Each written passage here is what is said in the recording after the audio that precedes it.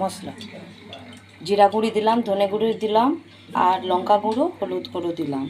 তার সাথে আদা বাটা, রসুন বাটা, পেঁয়াজ কুচানো, কাঁচা লঙ্কা আর টমেটো দেবো।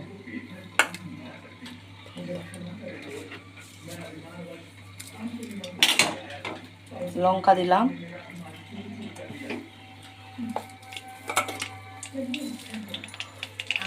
তেলটা গরম হলে পেঁয়াজ দেবো,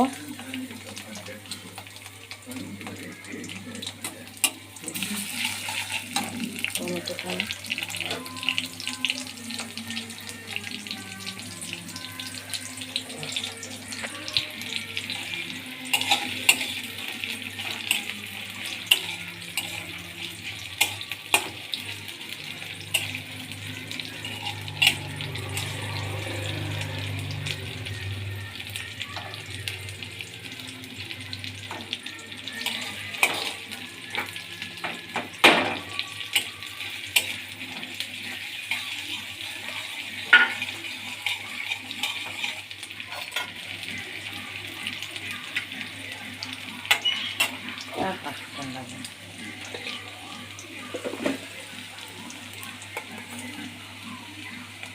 আদা পেঁয়াজ, আদা রসুন দিয়ে দিলাম,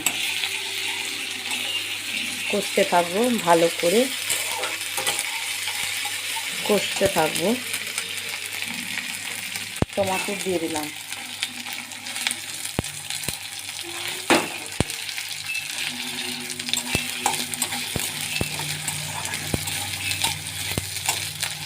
অনেকেই তো ওল ভাতে খেয়েছেন, এইভাবে ওলকে আলু দিয়ে যদি দম করেন বা রসা করেন, খেয়ে দেখবেন কেমন লাগে।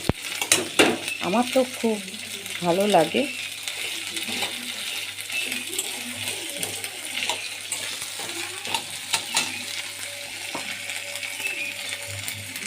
একটু নুন দিচ্ছি যাতে টমেটোটা তাড়াতাড়ি মজে যায়। একটু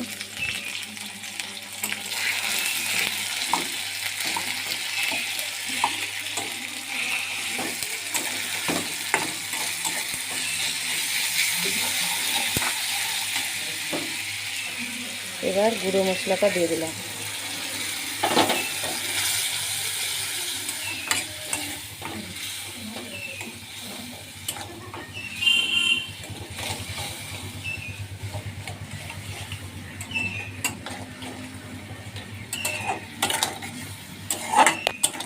কষতে থাকবো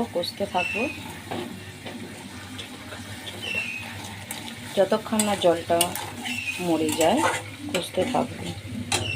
যখন কষতে কষতে তেলটা সুন্দরভাবে ছেড়ে আসবে, তখন ওল আর আলু, ভাপিয়ে রাখা ওল আলুটা দিয়ে দেবো ওর সাথে।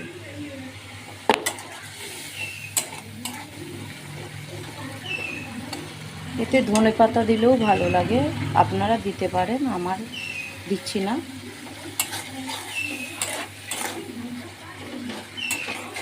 আমার নেই তাই দিচ্ছি না।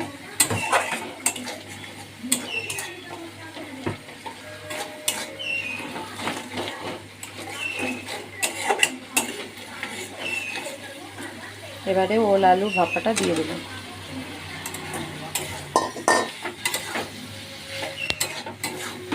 একে আর আলাদা করে নাড়তে হবে না, এই মশলার সাথে নাড়তে নাড়তে কষানো হয়ে যাবে।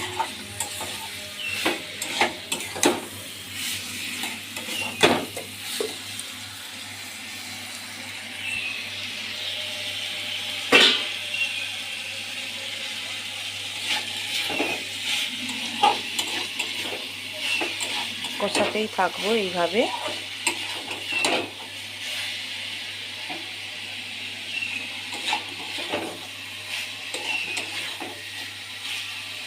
কিছুক্ষণ কষানোর পর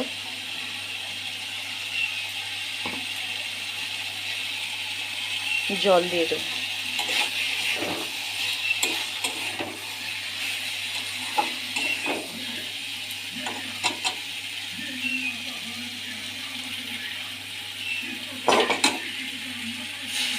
জল দিয়ে দিলাম,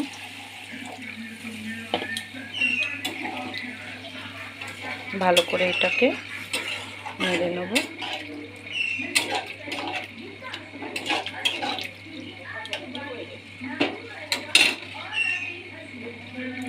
যে যেমন এর একটু রস রেখে দেবো, যে যেমন শুকনোও করতে পারে বা একটু জলজলাও করতে পারে।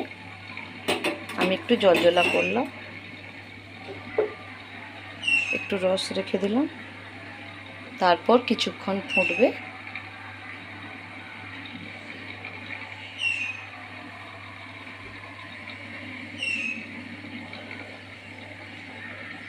তারপর কিছুক্ষণ পরে নামিয়ে নেব।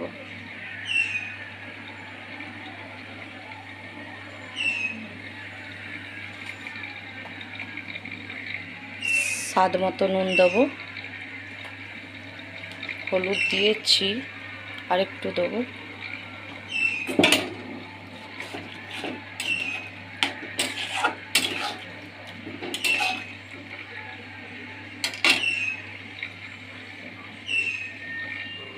এইভাবে ওল আলুর দম রান্না করলে আর কিছু লাগবে না, ভাতের সাথে একে দিয়েই খাওয়া হয়ে যাবে।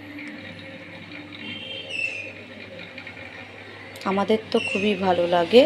তো আপনাদের কেমন লাগে জানাবেন, কমেন্ট করে জানাবেন।